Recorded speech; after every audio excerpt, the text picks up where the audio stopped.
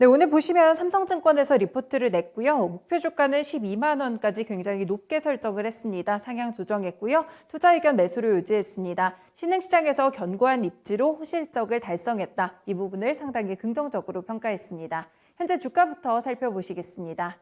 네, 덴티움 오늘 갭상승 출발하게 되면서 신고가 경신까지 나타나고 있는데요. 현재는 8% 오르고 있습니다. 장중에 8만 원 선 강하게 돌파를 했다가 현재는 탄력 좀 줄게 되면서 78,700원 정도를 지나가고 있습니다.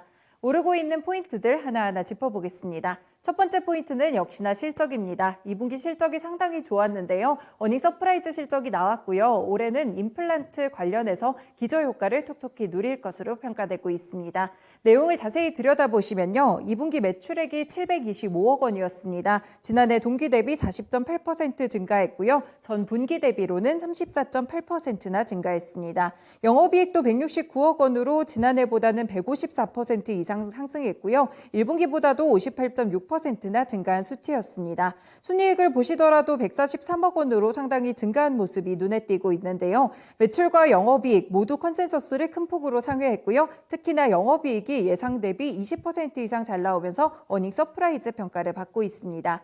현재 매출액은 점진적으로 올라가고 있고요. 특히나 해외 쪽에서 매출액이 많이 높아졌는데요. 코로나19 여파로 줄어들었던 임플란트 수요가 회복되면서 중국에서 매출액 420억 원 정도를 기록한 모습이었습니다. 네, 중국 시장을 중심으로 큰 기저효과를 누린 것으로 파악되고 있습니다. 다음 달락 살펴보시겠습니다. 네, 올해 전반적으로도 실적이 상당히 좋을 것으로 평가가 되고 있는데요. 하반기 쪽도 긍정적으로 봅니다. 네, 매출액 올해는 2,899억 원으로 지난해 동기 대비 26.2% 성장할 것으로 보이고요. 영업이익 역시나 626억 원으로 같은 기간 58% 이상 증가할 것으로 전망되고 있습니다. 기존에 추정했던 추정치 대비 상향 조정한 모습이고요. 해외 매출액이 많이 늘어난 가운데 중국 매출액이 1,614억 원을 기록할 것으로 전망되고 있습니다. 이뿐 아니라 기타 신흥국 매출액도 상당히 늘어날 것으로 보이고요. 지난해 대비 약 16% 이상의 성장세가 기대됩니다.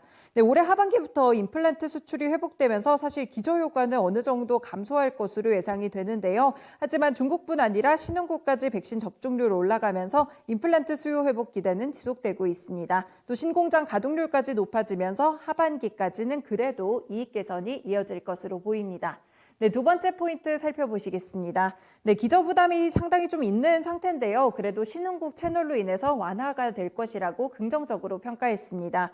기저 효과로 실적은 좋았고 하반기도 이 효과를 어느 정도 누릴 수 있을 것으로 평가되고 있는데요. 하지만 여전히 긍정적으로 보는 이유는 있습니다. 2분기 임플란트 수출 데이터를 살펴보시면 이 호조세를 보이면서 양호한 실적을 기록할 것으로 전망된 것, 이 부분은 주가에 이미 일부 선반영이 됐는데요. 다음 달부터는 기저에 대한 부담으로 임플란트 수출 기업 전반적으로 성장세는 약화될 것으로 우려되고 있습니다. 그래도 신흥국은 아직까지 백신 접종률이 높지 않아서요. 여기 위주로 신규 채널만 확대를 위해서 이 기저 부담을 점진적으로 완화될 것이라고 기대하고 있습니다. 네, 덴티움에 대해서 전반적인 리포트 평가를 살펴보셨는데요. 오늘 세 개 증권가에서 모두 목표가를 높이는 모습이었습니다. 여기 삼성증권 리포트에 언급된 것 이외에도 현재 임플란트 기업들 가운데 현저한 저평가 상태다, 이런 분석들이 많이 나왔습니다. 네, 신한금융투자의 황유한 과장이 연결해서 추가적인 코멘트 들어보겠습니다. 네, 과장님 안녕하세요. 네, 안녕하십니까. 네, 오늘 리포트 보니까 임플란트 시장 전반적으로 일단 좀 수출에 관련돼서 긍정적인 시각을 보내고 있는데요. 덴티움이 이 종목들 가운데서 특별히 뭐 매력 있는 포인트들이 있을까요? 지금은 리포트 영향도 좀 있는 것 같고요. 다만 이제 임플란트 회사들이 다 각자 전체적으로 시장 대비 강한 모습들을 좀 보여주고 있고, 큰 영역에서 제약바이오 섹터 안에 들어가긴 하지만 그래도 약간 개별주의 모습들을 그동안 보여줬었거든요. 그동안 제약바이오 섹터들은 업종별로는 조금 다르긴 했지만 임플란트는 약간 말씀하신 리포트에서 나왔던 내용들처럼 작년 말부터 이제 수출 지표들 잘 나오면서 실적이 그에 맞춰서 좀 올라가는 그런 부분들이었는데, 근데 그 오늘 삼성증권 리포트에 보면 조금 우려스러운 부분이 사실 섞여 있습니다. 2021년 하반기부터는 기저효과 감소 예상이 된다라는 부분인데, 이 부분들은 시장 전체적으로도 지금 논란이 되고 있는 피크아웃에 관련된 내용들이거든요. 그렇기 때문에 실적 대비 현재 시가총액이라던가 여러 가지 했을 때 저평가라는 매력이긴 하지만, 언제든지 피크아웃 논란이 붙으면 시장 투자 참여자들은 이 주식을 매도하려고 하는 심리도 언젠가는 또 반드시 또 올라올 수 있다라고 봅니다. 그렇기 때문에 피크아웃이라는 돌발 변수, 그다음에 시장 전체적인 돌발 변수에 대해서도 같이 전체적으로 보면서 대응을 하셔야 될 것 같고요. 지금 구간에서는 일단은 시고가의 모습들을 보여주고 있기 때문에 일단은 지켜보는 구간으로 판단이 됩니다.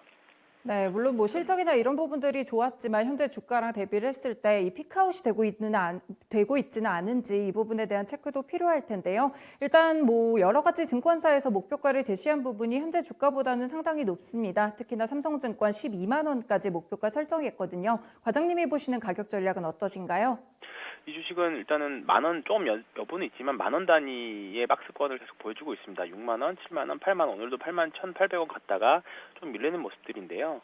오늘 갭상승이 나왔기 때문에 조금은 향후 2, 3일 정도의 흐름을 더 보면서 신규 진입에 대한 여부는 결정하셔도 될 것 같고요. 보유하시는 분들은 당연히 지금 그것은 보유하는 구간이라고 봅니다. 이게 앞서 말씀드렸던 피크아웃 논란이 이게 매도 신호는 아니고요. 그건 분명히 아니고 향후 흐름에 따라서 거래량 흐름이라든가 시장 상황에 따라서 지금 대응을 해야 되는 구간이라고 봅니다. 신고가 영역은 언제든지 사도 된다라고 생각을 하고 전제 조건은 그리고 나서 그 이후에 대응을 하면서 계속 들고 가는지 아니면 분할로 매도를 해야 되는지 그런 부분들을 판단해야 되기 때문에 일단 지금 구간에서는 대응의 영역이기도 하면서 신규 매수도 가능한 구간이다. 다만 변수에 대해서는 좀 예민하게 대응을 하자 그렇게 말씀드리고 싶습니다. 네, 고맙습니다. 말씀 잘 들었습니다. 네, 고맙습니다. 네, 지금은 신고가 영역이기 때문에 리스크 대응 관점에서 조금 더 살펴보셔야겠습니다. 덴티움 찐리포트에서 살펴봤습니다.